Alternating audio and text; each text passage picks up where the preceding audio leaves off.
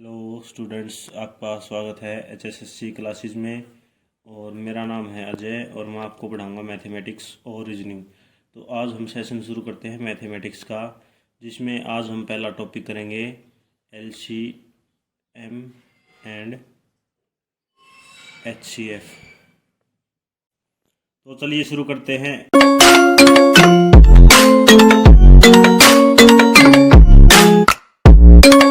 सबसे पहले हम देखते हैं एलसीएम का मतलब क्या होता है। एलसीएम एलसीएम का मतलब होता है लिस्ट कॉमन फैक्टर।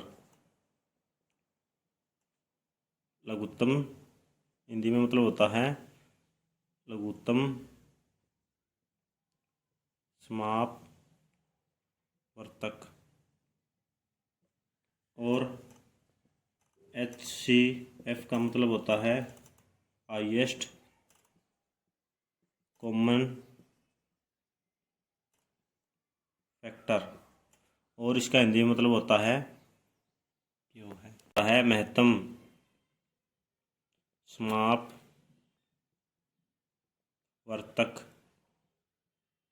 लिखाई का थोड़ा आप ध्यान रखेंगे, लिखाई ऐसी है मेरी। तो सबसे पहले हम देखते हैं, ये टॉपिक करने से पहले सबसे पहले हमको पता होना चाहिए गुणनखंड और गुणज क्या होता है।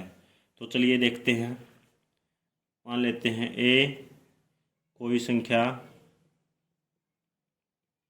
संख्या बी को पूरा भाग देता है। इसका मतलब है ए बी का गुणनखंड है और बी ए का गुणज है। ओके। तो जैसे उदाहरण देखते हैं हम, इसका उदाहरण कैसे हो सकता है। जैसे 3/24 को भाग दे सकता है, नहीं दे सकता है? दे सकता है। तो तीन क्या हुआ? 24 का।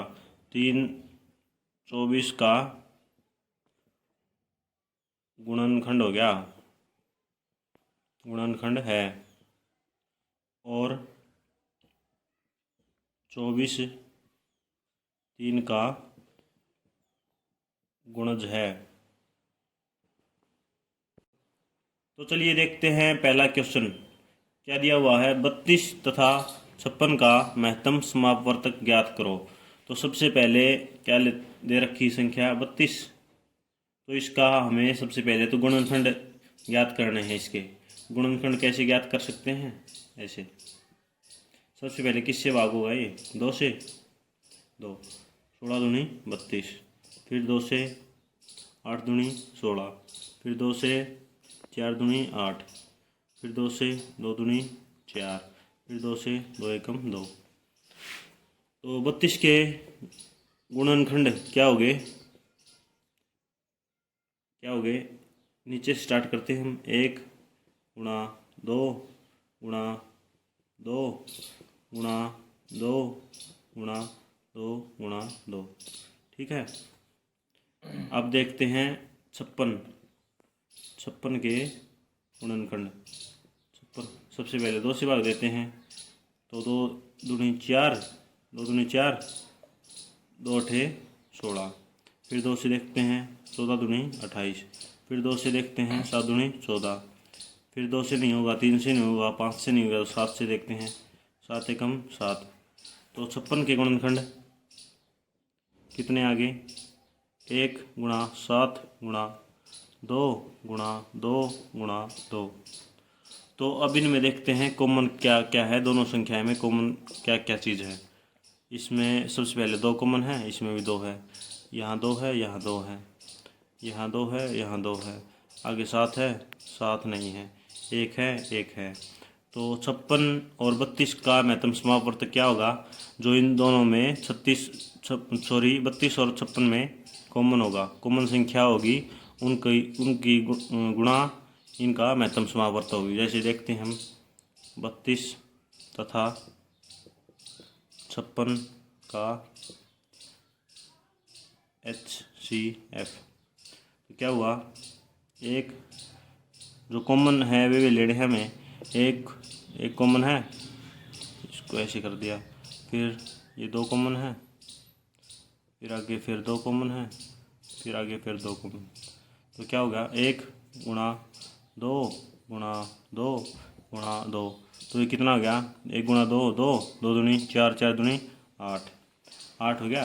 तो इसका मतलब 32 और तथा 56 का HCF कितना आ गया, 8। This is answer. तो चलिए देखते हैं नेक्स्ट क्वेश्चन, क्वेश्चन नंबर 2। क्या दिया हुआ है, 36 और 60 का महत्तम समापवर्तक ज्ञात करो। तो चलिए देखते हैं इसका सॉल्यूशन क्या होता है। क्या दिया हुआ, सबसे पहले 36, तो 36 के सबसे पहले हम गुणनखंड करेंगे। गुणनखंड करने का तरीका हमने आपको पहले सवाल में बताया था। तो देखते हैं, 2 एकम 2 बचा 1, आगे 6, तो 16 8 दूनी 16, तो आगे फिर 2 से 9 दूनी 18, फिर 2 से नहीं होगा, 3 से देखते हैं, 3 तिये 9, फिर 3 से होगा, 3 एकम 3। तो 36 के गुणनखंड क्या होगा, तो 1 गुणा 3 गुणा 3 गुणा 2 गुणा 2, 1 गुणा 3 गुणा 3 गुणा 2 गुणा 2। तो अब हम देखते हैं 60 के गुणनखंड। यहाँ देख लेते हैं, या इसके नीचे इसके गुणनखंड लिख देंगे।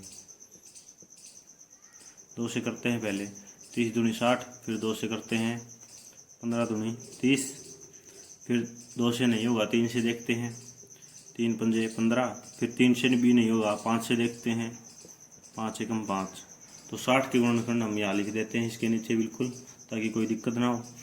तो क्या हुआ, 1 गुणा 5 गुणा 3 गुणा 2 गुणा 2, 1 गुणा 5 गुणा 3 गुणा 2 गुणा 2, ये हो गए 60 के गुणनखंड।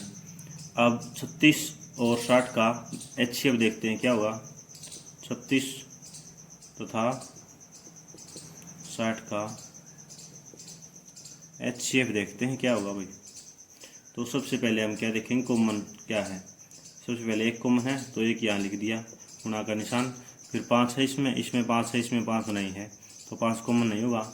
1 3 यहाँ है, 1 3 यहाँ है, तो ये कॉमन आ गया, तो गुणा 3 कर दिया।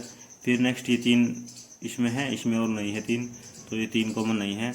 आगे फिर देखते हैं 2 कॉमन है, तो दोनों में है, तो गुणा 2 कर दिया। फिर आगे देखते हैं, फिर से 2 कॉमन है, फिर से 2 लिख दिया। तो क्या होगा, 1 गुणा 3 3, 3 दूनी 6, 6 दूनी 12। तो 36 और 60 का HCF कितना आ गया, 12। चल स्टार्ट। तो चलिए देखते हैं नेक्स्ट क्वेश्चन, क्वेश्चन नंबर 3। अब तक हम कर चुके हैं 2 संख्याओं के बीच का HCF क्या हो गया। अब हम देखते हैं 3 संख्याओं का HCF कैसे ज्ञात किया जा सकता है। तो चलिए देखते हैं। पहली संख्या दे रखी है 15, दूसरी 35 है, तीसरी 78 है। सबसे पहले हम 15 के गुणनखंड करते हैं, तो देखते हैं। चलिए, तो किससे 2 से भाग नहीं होगा 15, तो अब हम 3 से देखते हैं। 3 पंजे 15, 5 एकम 5, ठीक है। उसके बाद हम गुणनखंड हम तीनों के लास्ट में लिख लेंगे, पहले हम सभी के गुणनखंड कर लेते हैं पहले। तो बाकी संख्या 35, 35 2 से नहीं होगा, 3 से भी नहीं होगा, 5 से करके देखते हैं। 5 5 सत्ते 35, 7, फिर 7 से होगा ये भाग, 7 एकम 7। अब हम 78 के गुणनखंड देखते हैं। सबसे पहले 2 से करके देखते हैं।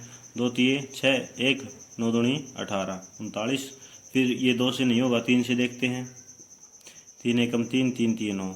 फिर देखते हैं, ना तो ये 2 से होगा, ना 3 से होगा, ना ये 5 से होगा, ना 7 से, 13 से होगा डायरेक्ट। ये आ गए इन तीनों के गुणनखंड।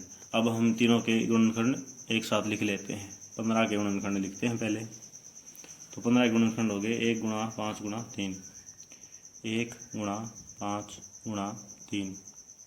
अब हम 35 के गुणनखंड लिखते हैं। 35 के गुणनखंड क्या हो गए? 1 गुणा 7 गुणा 5, 1 गुणा 7 गुणा 5। अब हम 78 के गुणनखंड लिखते हैं। 1 गुणा 13 गुणा 3 गुणा 2। तो अब हम देखते हैं इन तीनों में कॉमन चीज़ क्या है। 15, 35, 78 का एच। तो इनमें कॉमन देखते हैं क्या है। इसमें कॉमन सिर्फ 1 है और कोई भी संख्या कॉमन नहीं है। ऐसा सवाल हमने इसलिए करवाया है क्योंकि कई बार बच्चे क्या कर देते हैं, HCF इसमें 0 लिख देते हैं। कई बार 0 क्यों लिखते हैं उनको पता ही नहीं होता। एक उनको बताया नहीं जाता भाई 1 भी होता है सबकी गुणा में। 1 तो सबके साथ गुणा होता है, सब संख्या को गुणा कर सकता है 1, इसलिए 1 इसका HCF होगा। कम से कम 2 संख्याओं का HCF, अगर उनमें और कोई कॉमन नहीं है चीज़ तो उसका 1 तो HCF होगा ही होगा। तो इसलिए इन तीनों संख्याओं का HCF होगा 1। तो आज हमने देखे हैं HCF की पहली टाइप, जिसमें हमने 3 क्वेश्चन करे हैं। नेक्स्ट वीडियो में हम HCF की नेक्स्ट टाइप करेंगे। आपका वीडियो देखने के लिए धन्यवाद। अगर आपको वीडियो अच्छी लगी हो तो कृपया लाइक करें, चैनल को सब्सक्राइब करें ताकि आपको आगे आने वाली वीडियो की अपडेट मिलती रहे।